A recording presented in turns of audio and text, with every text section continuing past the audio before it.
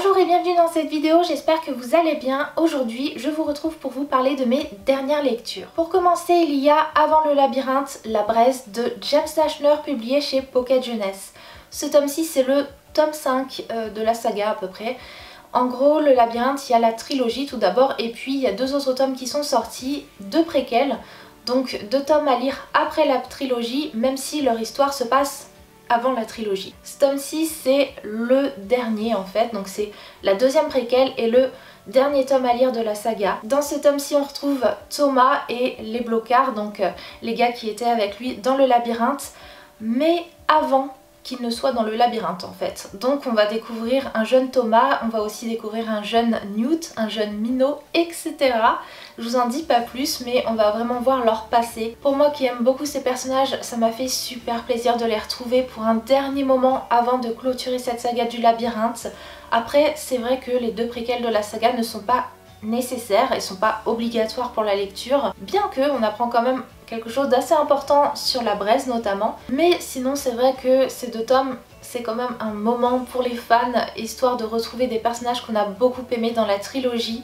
J'ai passé un très bon moment avec ce tome, ça se lit toujours aussi bien que les autres tomes de la saga parce que James Dashner il a toujours ce petit truc d'écrire de courts chapitres qui se terminent d'une telle façon qu'on ne peut pas s'arrêter là et ça marche encore une fois avec ce tome. J'ai été prise dedans et j'ai beaucoup aimé ce petit tome pour clôturer la saga. Ensuite j'ai lu le tome 2 d'Aeternia, l'envers du monde de Gabriel Katz, publié chez Scrinéo.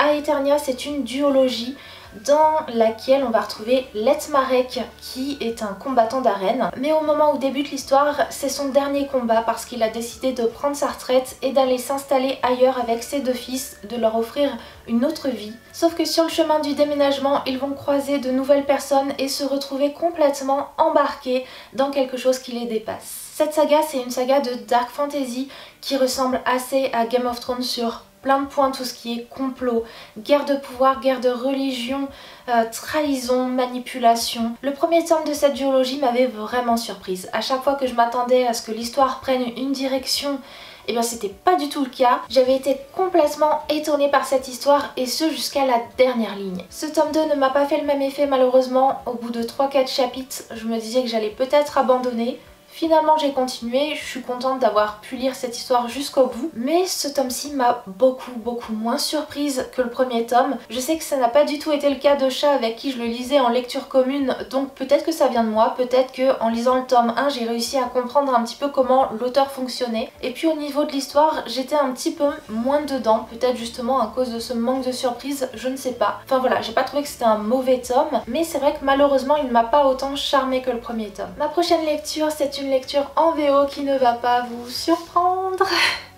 C'est donc A Court of Winds and Rain de Sarah J. Maas, publié chez Bloomsbury, qui est donc en anglais tout simplement parce qu'il n'est pas encore sorti en français. Il sortira en français normalement en 2019. Comme vous savez, j'adore cet univers, donc forcément dès que j'ai quitté le tome 2, j'avais qu'une envie, c'était de connaître la suite, surtout que quand on lit le tome 2, on sait qu'il va se passer quelque chose d'important dans ce tome. Et c'était ce que j'avais envie de lire.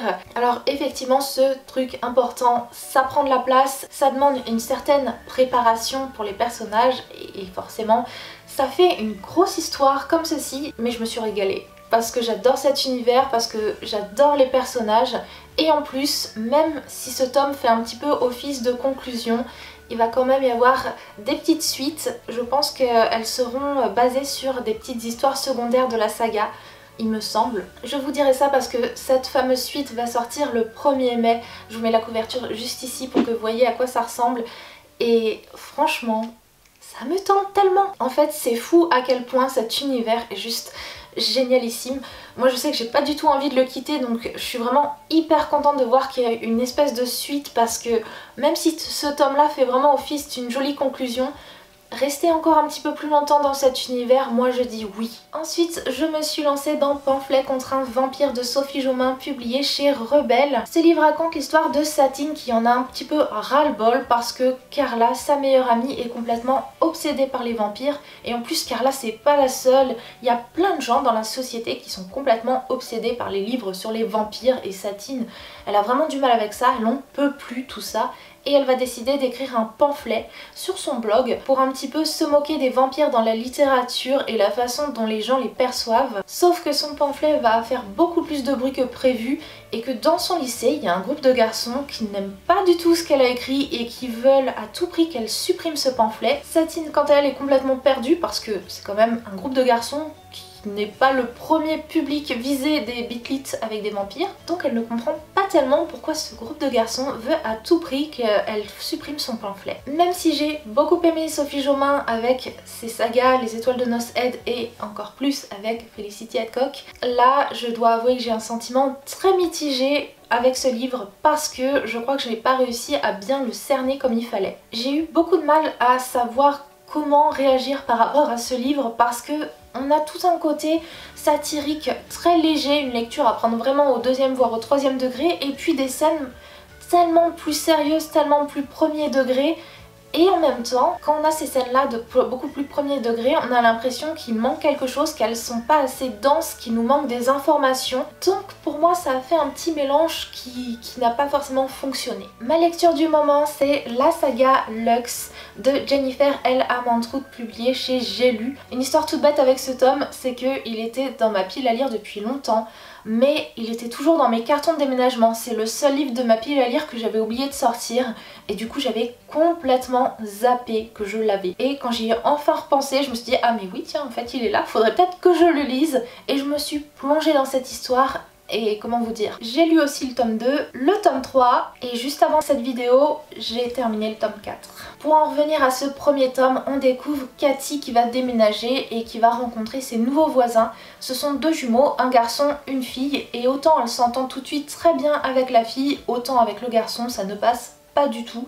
C'est un être qui est complètement arrogant et qui veut à tout prix protéger sa sœur. Elle ne comprend pas très bien pourquoi jusqu'au jour où elle se rend compte que il se passe quelque chose avec cette famille, qui a quelque chose qui n'est pas forcément normal. C'est une Beat Lit et l'héroïne va être donc confrontée à du surnaturel. Et c'est vrai qu'au tout départ, la façon dont parfois le surnaturel est amené, ça m'a fait penser à la saga Twilight, mais pas trop longtemps quand même, parce que au bout d'un moment on découvre de quelle créature surnaturelle il s'agit dans ce livre.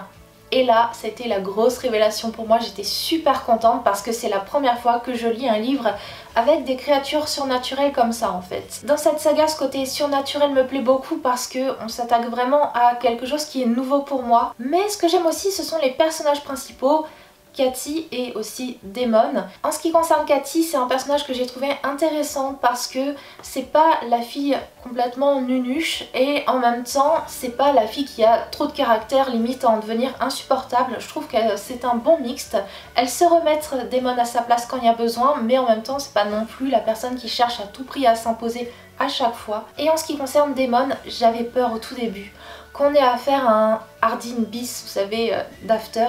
J'avais vraiment peur de ça et pas du tout. C'est un personnage qu'on apprend à connaître petit à petit, on comprend ses motivations et en fait il a juste une personnalité charmante tout en gardant son caractère parfois bien pourri, mais vraiment charmant. Moi il y a des moments où il m'a juste fait hyper rigoler dans cette saga. Ces deux personnages pour moi sont vraiment une bonne surprise et c'est ce qui fait aussi que je passe un très bon moment avec cette saga. En plus je trouve que l'auteur arrive vraiment à rendre le tout très intéressant, très passionnant. Quand je termine un tome, j'ai qu'une envie, c'est de lire la suite et c'est ce que j'ai fait jusqu'à maintenant. Et malheureusement pour moi je n'ai pas le tome 5 sous la main, mais dès que je vais l'avoir je vais me plonger dedans parce que j'ai envie de connaître le fin mot de cette saga, parce que je trouve ça vraiment très sympa comme univers, ça se lit super bien. Il y a des moments qui sont vraiment hyper prenants, d'autres plus calmes mais toujours intéressants. Enfin voilà, ça fait vraiment un bon mix que j'aime vraiment beaucoup lire. On en parle de la fin de ces tomes-ci? Non, parce que honnêtement, comment est-ce que les personnes qui ont lu cette saga et qui n'avaient pas la suite ont fait pour tenir le coup? Et voilà pour mes dernières lectures. N'hésitez pas à me dire si vous avez lu les mêmes livres que moi, ce que vous en avez pensé. Je vous fais de très gros bisous et je vous retrouve mercredi pour une nouvelle vidéo.